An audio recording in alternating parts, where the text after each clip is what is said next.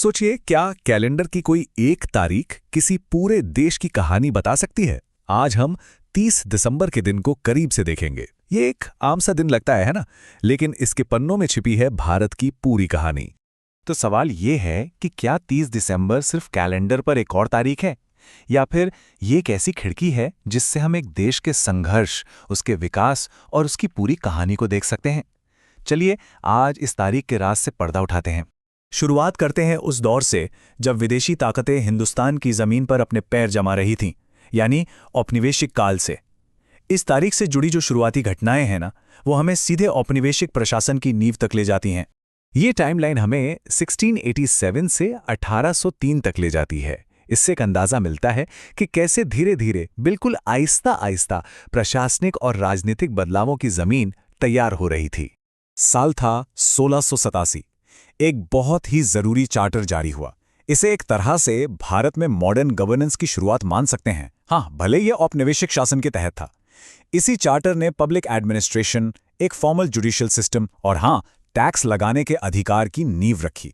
और इसी के साथ मद्रास में बना भारत का सबसे पहला म्युनिसिपल कॉरपोरेशन। अब थोड़ा आगे बढ़ते हैं, साल 1706 में।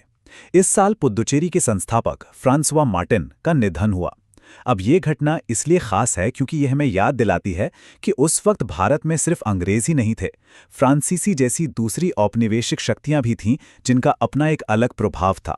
फिर आया 1803, जो एक बहुत बड़ा टर्निंग पॉइंट साबित हुआ। इस साल हुई सुरजी अंजना गांव की संधि।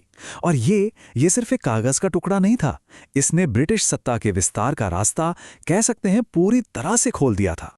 तो इस संधि का नतीजा क्या निकला? दिल्ली और आगरा, सोचिए, उस वक्त के दो सबसे अहम शहर सीधे ईस्ट इंडिया कंपनी के कंट्रोल में आ गए। भारत में ब्रिटिश राज की स्थापना के लिए ये एक बहुत बहुत बड़ी जीत थी।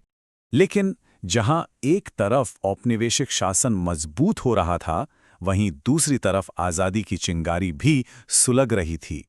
और जब 20वीं सदी आई तो 30 दिसंबर की यही तारीख भारतीय स्वतंत्रता आंदोलन की एक अहम गवाह बनी। देखिए, साल 1906 में ढाका में ऑल इंडिया मुस्लिम लीग की स्थापना हुई। ये स्वतंत्रता संग्राम के राजनीतिक परिदृश्य में एक बहुत ही महत्वपूर्ण मोड़ था, एक ऐसा मोड़ जिसका आगे चलकर भारत के विभाजन पर गहरा असर पड़ना था। अब चलते हैं साल 1943 में, एक ऐसी घटना जो इतिहास में दर्ज हो गई। नेताजी सुभाष चंद्र बोस ने पोर्ट ब्लेयर में आज़ाद भारत का झंडा फहराया। ये ब्रिटिश शासन को एक सीधी चुनौती थी और पूर्ण स्वतंत्रता के लिए बढ़ते जुनून का एक जबरदस्त प्रतीक भी। आज़ादी मिलने के बाद 30 दिसंबर की कहानी एक नया मोड़ लेती है। अब ये कहानी है एक आज़ाद देश की, एक संप्रभु राष्ट्र की, जो अपना भविष्य खुद लिख रहा था और दुनिया में अपनी पहचान बना रहा था। आज़ादी के ठीक बाद, यानी 1947 में, भारत ने एक बहुत बड़ा फैसला लिया, कश्मीर के मसले को यूनाइटेड नेशंस में ले जाने का। ये नए नए आज़ाद हुए भारत की शुरुआती विदेश नीति का एक बेहद अहम कदम था और इसका असर, जैसा कि हम जानते हैं, आज तक महसूस किया जाता है।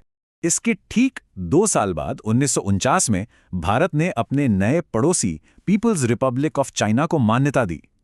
क्षेत्रीय संबंधों को एक दिशा देने के लिए यह एक बहुत ही जरूरी डिप्लोमैटिक मूव था।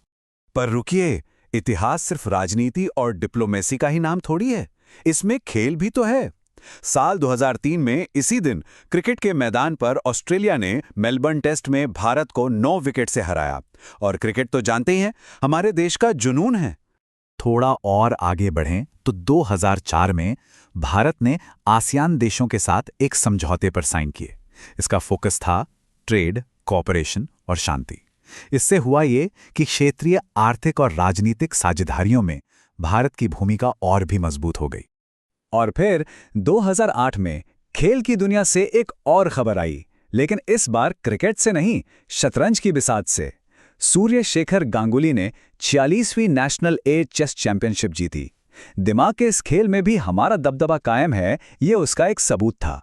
तो इन सब घटनाओं को एक साथ रख कर देखें तो 30 दिसंबर की तारीख हमें क्या बताती है? ये सिर्फ अलग अलग घटनाओं का कलेक्शन नहीं है, ये अपने आप में एक पूरी कहानी है। देखिए, एक ही दिन, सिर्फ एक दिन, हमें कहां से कहां ले आया। मॉडर्न गवर्नेंस की शुरुआत से लेकर औपनिवेशिक ताकत के बढ़ने तक, फिर आज़ादी का वो लंबा संघर्ष और आखिर में एक आज़ाद देश के तौर पर दुनिया में अपनी जगह बनाने तक का सफ़र, सब कुछ इसी एक तारीख में समाया हुआ है। और ये हमें एक बड़े ही दिलचस्प सवाल पर लाकर छोड़ देता है। सोचने वाली बात है कि अगर कैलेंडर की सिर्फ एक तारीख इतनी सारी कहानियां बता सकती है, तो बाकी के 364 दिन, वो अपने अंदर न जाने कितने और राज छुपाए बैठे होंगे।